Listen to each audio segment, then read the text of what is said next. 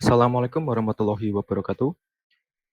Pada kesempatan kali ini, kelompok kami yang beranggotakan saya Kiki Priadani dan teman saya, Andi Lestianto. ya. Pada kesempatan kali ini kami akan mempresentasikan makalah kewarganegaraan yang telah kami buat dengan judul Makalah Kasus Pelanggaran HAM di Indonesia dengan Studi Kasus Marsina. Oke, langsung saja kita masuk ke bab pertama, pendahuluan. Yang pertama itu latar belakang. Hak asasi manusia merupakan unsur normatif yang melekat pada diri setiap manusia, sejak manusia masih dalam kandungan sampai akhir kematiannya, sebagai anugerah dari Tuhan. Di dalamnya tidak jarang menimbulkan gesekan-gesekan antar individu dalam upaya pemenuhan HAM pada dirinya sendiri. Hal inilah yang kemudian bisa memunculkan pelanggaran HAM seorang individu terhadap individu lain, kelompok terhadap individu, ataupun sebaliknya. Nah, setelah reformasi tahun 1998, Indonesia mulai mengalami kemajuan dalam bidang penegakan HAM bagi seluruh warganya. Instrumen-instrumen HAM pun didirikan sebagai upaya menunjang komitmen penegakan HAM yang lebih optimal. Namun seiring dengan kemajuan ini, pelanggaran HAM kemudian juga sering terjadi di sekitar kita masing-masing. Untuk itulah kami menyusun makalah yang berjudul Kasus Pelanggaran Hak Asasi Manusia di Indonesia dalam hal ini yaitu Marsinah. Untuk memberikan informasi mengenai apa itu pelanggaran HAM, diikuti seluk-beluk kasus Marsinah. Lalu ada rumusan masalah. Uh, Sesuai dengan judul makalah ini, kasus pelanggaran hak asasi manusia di Indonesia, maka masalah yang dapat diidentifikasi yaitu sebagai berikut. Itu pertama, apa pengertian pelanggaran HAM, apa saja macam-macam pelanggaran HAM, apa contoh pelanggaran HAM di Indonesia, dan yang terakhir, bagaimana proses penyelesaian kasus pelanggaran HAM. Lalu tujuan dari artikel ini adalah pertama untuk mengetahui pengertian pelanggaran HAM, kedua untuk mengetahui macam-macam pelanggaran HAM, tiga mengetahui contoh pelanggaran HAM di Indonesia, keempat mengetahui lebih dalam mengenai kasus Marsinah, yang kelima upaya penyelesaian pelanggaran HAM khususnya kasus Marsinah. Lalu yang keempat yaitu manfaat. Untuk hasil pembelajaran ini diharapkan dapat memberi manfaat bagi penulis dan pembaca.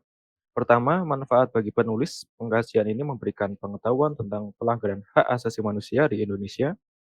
Yang kedua, manfaat bagi pembaca, pengkajian ini dapat digunakan sebagai bahan kajian atau referensi tambahan maksudnya, bagi ilmu kenegaraan serta memperkaya informasi.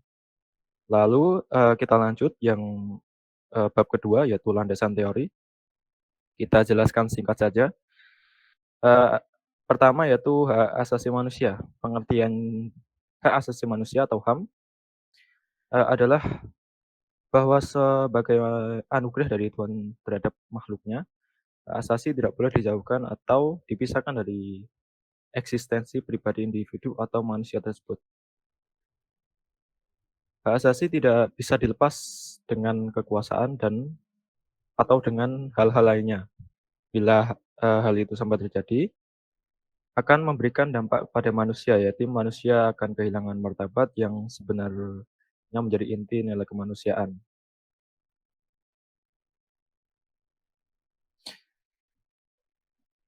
Berdasarkan ketentuan pasal 1 ayat 1 Undang-Undang Nomor 39 Tahun 1999, sudah dijelaskan bahwa hak asasi manusia merupakan hak yang paling hakiki yang dimiliki oleh manusia dan tidak dapat diganggu-gugat oleh siapapun. Karena itu, terhadap hak asasi manusia negara sebagai pelindung warganya diharapkan dapat mengakomodir kepentingan dan hak dari warga negara tersebut.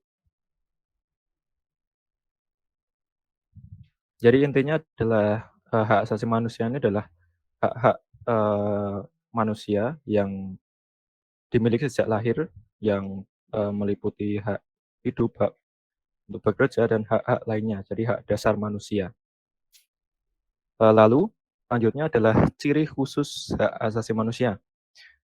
Hak asasi manusia memiliki ciri khusus. sebagai berikut, yaitu pertama, tidak dapat dicabut, artinya hak asasi manusia tidak dapat dihilangkan atau diserahkan ke orang lain, jadi milik pribadi itu sendiri. Lalu tidak dapat dibagi, artinya semua orang berhak mendapatkan hak asasi manusia. Lalu yang ketiga, hakiki, artinya hak asasi manusia adalah hak yang sudah sewajarnya dimiliki manusia dari lahir. Lalu yang keempat, universal, artinya hak asasi manusia berlaku untuk semua orang tanpa memandang status, suku, bangsa, gender, dan sebagainya. Jadi semua orang itu sama saja di mata hak asasi manusia. Lalu macam-macam hak asasi manusia. Yang pertama ada hak asasi pribadi atau personal right, yaitu meliputi kebebasan menyatakan pendapat, kebebasan beragama, kebebasan bergerak, dan sebagainya. Yang kedua adalah hak asasi ekonomi atau property rights, yaitu hak untuk memiliki sesuatu, membeli dan menjual, serta memanfaatkan sesuatu. Yang ketiga ada hak asasi politik atau political rights, yaitu hak untuk ikut serta dalam pemerintahan. Dalam hal ini yaitu hak pilih, jadi bisa mencoblos ataupun hak ikut serta dalam pemilu. Lalu yang keempat ada hak asasi untuk mendapatkan perlakuan yang sama dalam hukum dan pemerintahan. Lalu yang kelima adalah hak-hak asasi sosial dan kebudayaan atau social and culture rights, yaitu hak untuk memilih pendidikan, hak untuk mengembangkan kebudayaan dan sebagainya. Yang keenam ada hak asasi untuk mendapatkan perlakuan tata cara peradilan dan perlindungan atau procedural rights, yaitu peraturan dalam penahanan, penangkapan, dan penggeledahan. Lalu yang selanjutnya ada perlindungan HAM. Upaya perlindungan HAM di Indonesia ada beberapa, yaitu salah satunya yaitu pembentukan beberapa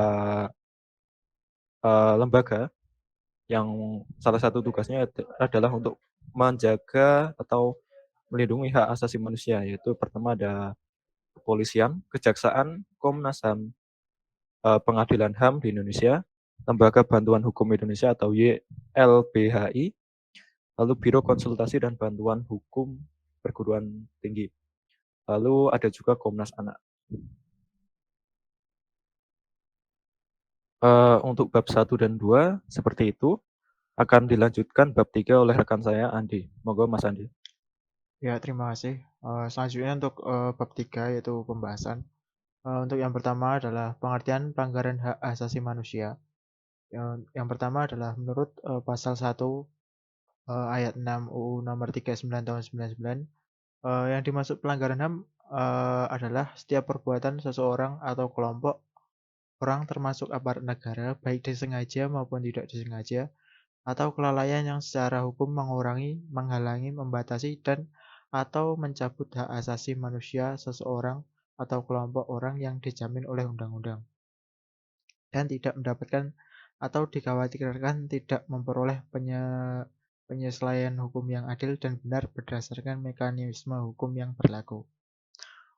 Sedangkan menurut Undang-Undang Nomor 26 Tahun 2000 tentang Pengadilan HAM, pelanggaran HAM adalah setiap perbuatan seorang atau kelompok orang termasuk aparat negara baik disengaja maupun kelalaian untuk mengurangi atau menghalangi, membatasi, dan mencabut hak asasi manusia atau orang lain.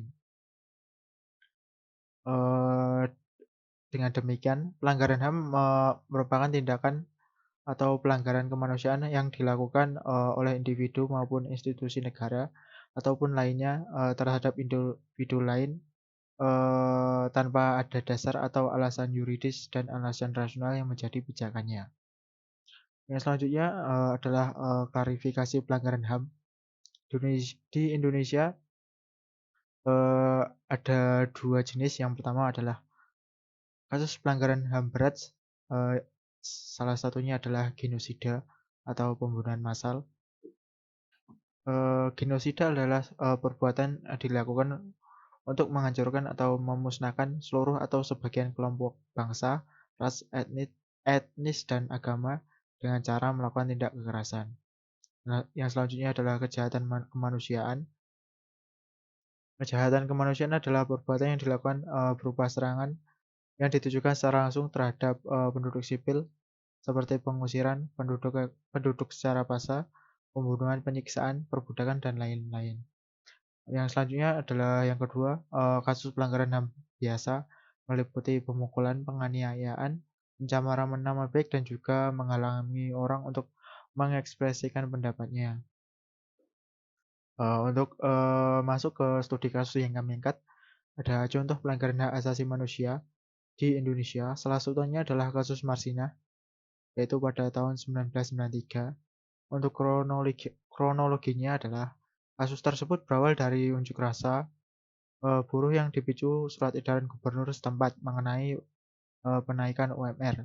Namun PT CPS, yakni tempat Marsinah bekerja, memilih tidak bergeming. Kondisi ini memicu geram para buruh. Kemudian selanjutnya para karyawan CPS berunjuk rasa dengan mogok kerja hingga esok hari. Ternyata menjelang Selasa siang, manajemen perusahaan dan pekerjaan berdialog menyepakati perjanjian. Intinya mengenai pengabulan permintaan karyawan dengan membayar upah sesuai UMR. Sebenarnya sampai di sini permasalahan tersebut sudah selesai. Namun pada esoknya 13 buruh yang dianggap menghasut untuk unjuk rasa digiring ke Komando Distrik Militer. Eh, dan mereka diminta untuk mengundurkan diri. Marsinah yang merupakan salah satunya marah dan tidak terima, dan ia berjanji akan menyelesaikan persoalan tersebut ke pengadilan. Namun beberapa hari kemudian Marsinah dikabarkan tewas secara tidak wajar. Mayat Marsinah ditemukan di gubuk petani di dekat hutan Wilangan, Nganjuk, tanggal 9 Mei 1993. Posisi mayatnya ditemukan dengan kondisi yang tidak wajar, di mana pergelangannya lecet, tulang panggul hancur karena pukulan benda keras, dan sela-sela paha terdapat bercak darah. Next, next mas. Stop, ke atas sedikit mas. Kasus kematian Marsinah ini bahkan masih menjadi misteri selama bertahun-tahun, hingga akhirnya kasusnya kadaluarsa pada tahun 2014. Mereka yang tertuduh dan dijadikan kambing hitam di dalam kasus ini pun akhirnya dibebaskan oleh Mahkamah Agung di zaman Orde Baru atas nama stabilitas, keamanan, dan politik. Negara pun telah merubah wujud menjadi sosok yang menyeramkan, siap menculik, mengintimidasi, bahkan menghilangkan secara kuasa siapa saja yang berani berteriak atas nama kebebasan menyuarakan aspirasi. Kemudian yang selanjutnya adalah hak asasi manusia yang dilanggar menurut undang-undang pada kasus Marsinah ini adalah yang pertama adalah hak hidup. Hak yang paling dasar ini dilanggar pada studi kasus Marsinah ini, di mana pada UUD 1945 pasal 28A berbunyi setiap orang berhak untuk hidup dan mempertahankan kehidupannya. Namun jangankan untuk mempertahankan kehidupannya, Marsinah ini bahkan eh, ditemukan eh, meninggal secara tidak wajar dan bahkan disiksa. Terbukti dengan hasil autopsi dari RSUD Nganjuk. Yang selanjutnya adalah hak ekonomi. Selain kehilangan hak hidup, Marsinah juga kehilangan hak ekonominya. Menurut Undang-Undang Dasar Negara Republik Indonesia tahun 1945, jelas bahwa pabrik CPS tempatnya bekerja ini melanggar hak ekonomi, khususnya hak untuk menuntut upah yang sepatutnya. Hak tersebut secara tersurat ditegaskan pada pasal 28D ayat 2 1945 bahwa setiap orang berhak untuk bekerja serta mendapatkan imbalan dan perlakuan yang adil dan layak dalam hubungan kerja. Selanjutnya adalah hak hukum. Pada kasus ini Marsinah harusnya mendapatkan hak yang sama dalam hukum, dan Marsinah pun harus menelan kekecewaan. Orang-orang yang seharusnya dihukum dalam kasus pembunuhan malah berkeliaran di luar tersangka itu tidak jelas nama yang salah dan mana yang benar. Ini merupakan pelanggaran yang menyangkut UUD 1945 pasal 27 yang berbunyi, segala warga negara bersama kedudukannya di dalam hukum dan pemerintahnya wajib menjunjung hukum dan pemerintahannya itu dengan tidak ada kecualinya, serta UUD 1945 pasal 28D ayat 1, setiap orang berhak atas pengakuan, jaminan perlindungan, dan kepastian hukum yang adil, serta perlakuan yang sama di depan hukum. Lalu yang keempat adalah hak peradilan. Hak peradilan adalah hak untuk mendapatkan perlakuan tata cara peradilan dan perlindungan ini juga tidak dapat didapatkan oleh Marsina. Uh, Hal ini sesuai dengan pasal 28D ayat 1 UUD NRI 1945 yang berbunyi setiap orang berhak atas pengakuan, jaminan, perlindungan, dan kepastian hukum yang adil, serta perlakuan yang sama di hadapan hukum. Untuk yang selanjutnya, faktor penyebab kasus pelanggaran hak asasi manusia pada studi kasus Marsinah ini adalah yang pertama adalah perusahaan CPS yang tidak mengikuti himbauan gubernur setempat untuk menaikkan UMR. Lalu faktor kedua adalah manajemen perusahaan CPS yang telah menyepakati perjanjian penaikan UMR, namun malah memberhentikan 13 pekerjanya secara paksa dan bahkan mencari kesalahan pasca tuntutan kenaikan UMR. Lalu untuk solusi dari kasus pelanggaran hak asasi ini adalah solusi dari pemerintah semestinya segera mengusut tuntas kasus pembunuhan Marsinah sampai selesai, hingga mendapatkan hasil yang nyata dan menegakkan tiang keadilan dan ketegasan dalam kerapuhan hukum di Indonesia, sehingga rakyat dapat kembali mempercayai peranan pemerintah dan aparat penegak hukum dalam penegakan HAM di Indonesia. Lalu yang selanjutnya adalah upaya-upaya yang sudah dilakukan pemerintah Indonesia dalam penegakan HAM dibagi menjadi beberapa periode, yakni periode di tahun 1945 sampai 1950. Di periode ini pemerintah memberikan keleluasan terhadap rakyat untuk mendirikan partai politik sebagaimana yang telah tertera pada maklumat pemerintah pada tanggal 3 November 1945. Yang selanjutnya pada periode 1950 sampai 1959. Periode ini dikenal dengan sebutan periode demokrasi parlementer, di mana pemikiran HAM pada periode ini mendapatkan momentum yang membanggakan. Lalu next mas. Selanjutnya periode 1959 sampai 1966. Pada periode ini sistem pemerintahan Indonesia adalah sistem demokrasi terpimpin, di mana kekuasaan terpusat berada di tangan presiden. Dalam kaitannya dengan HAM, yaitu telah terjadinya sikap restriktif atau pembatasan yang ketat oleh kekuasaan terhadap hak sipil dan hak politik warga negara. Yang selanjutnya adalah pada periode 1966 sampai 1998. Pada awal periode ini telah diadakan beberapa seminar tentang HAM. Salah satu seminar dilaksanakan pada 1967 yang merekomendasikan gagasan tentang perlunya pembentukan pengadilan HAM, komisi dan pengadilan HAM di wilayah Asia. Next. Selanjutnya adalah periode 1998 sampai sekarang. Pada saat ini dilakukan pengajian terhadap beberapa kebijakan pemerintah pada masa Orde Baru yang berlawanan dengan pemajuan dan perlindungan HAM. Next, mas.